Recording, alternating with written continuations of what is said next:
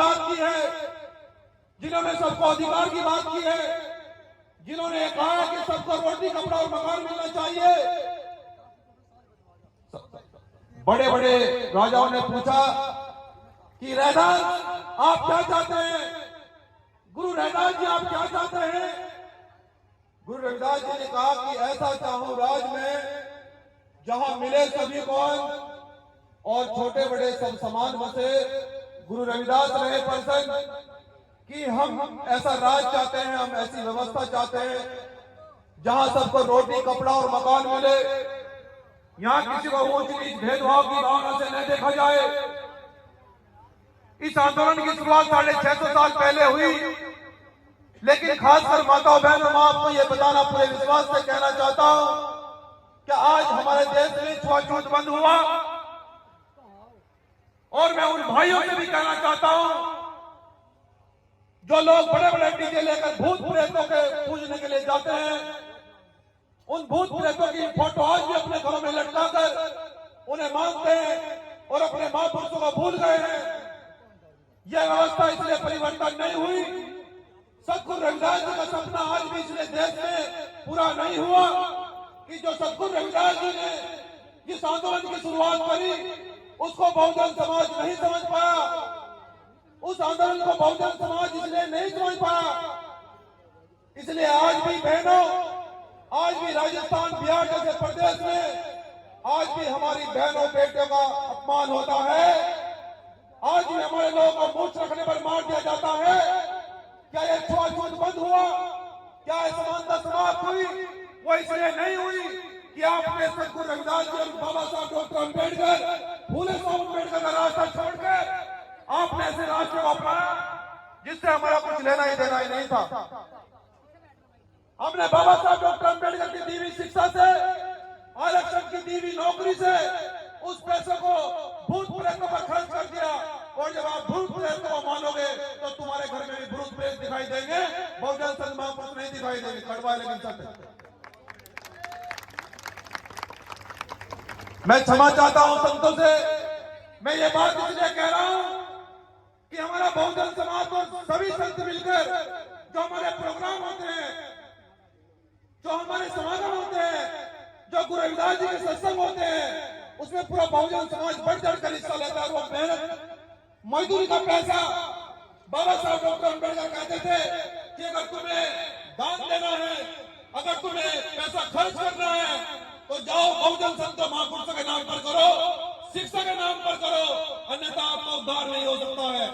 बहुजन समाज के लोगों, अगर आप अपनी उन्नति चाहते हो, माता बहन अगर आप ये चाहते हो कि समाज में परिवर्तन हो, या मेरी जो बहनें बैठी है आप चाहते हो कि डीएम और कलेक्टर बने, जिस दिन तुम डीएम और कलेक्टर बनोगी, किसी का माई के लाल ने दूध नहीं पिया तो तुम्हारी तरफ आंख उठाकर देखे। मैं आपसे पूरे विश्वास के साथ कह रहा हूं, हमारी बहनों का अपमान इसलिए होता है, हमारे भाइयों का अपमान इसलिए होता है कि हमने गुरु रविदास जी की फोटो अपने घर में नहीं लगाई, अपने घर में संविधान नहीं रखा, बाबा साहब डॉक्टर अम्बेडकर की फोटो घर में नहीं लगाई, ऐसे भूत प्रेतों की फोटो लगाई जिनसे हमारा सदियों तक नहीं लेना देना रहा, जिनसे कोई मतलब नहीं है।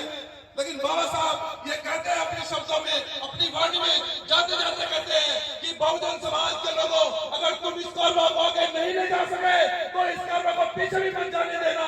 मैंने ये कार्रवाई तुम्हारे लिए बहुत मेहनत और मुसीबत से आ गया हूँ। अगर तुम्हें मानना है तो गुरु रविदास जी को मानो, अगर मानना है महर्षि वाल्मीकि जी को मानो, अगर मानना है तो भगवान को मानो, उस रहबर को मानो जिसने तुम्हें अधिकार दिए हैं।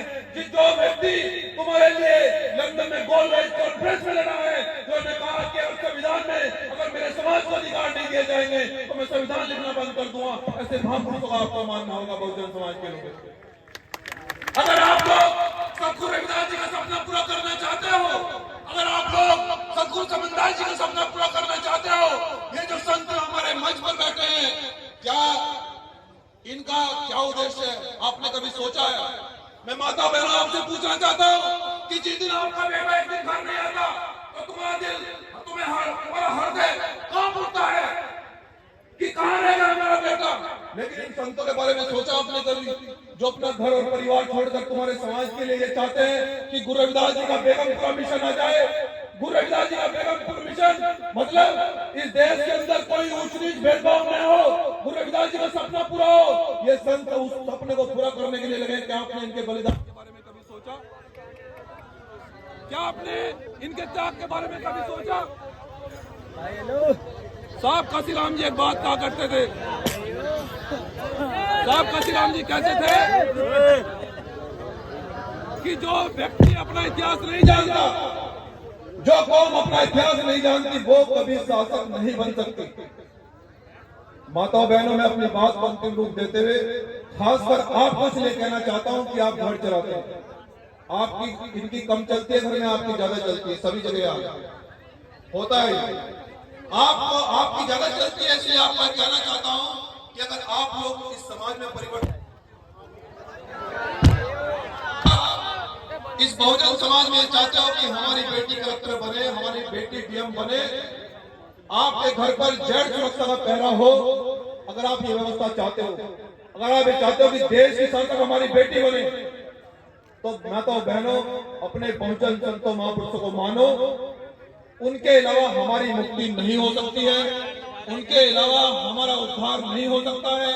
हमने जाने कितने प्रयास करे, वो कहावत है कि सबके सामने सर झुकाया, संविधान जब नहीं था सबके सामने सर झुकाया, सबके सामने माथा टेका, सबके सामने गिड़गिड़ाए, कहीं अधिकार नहीं मिला, कहीं सम्मान नहीं मिला।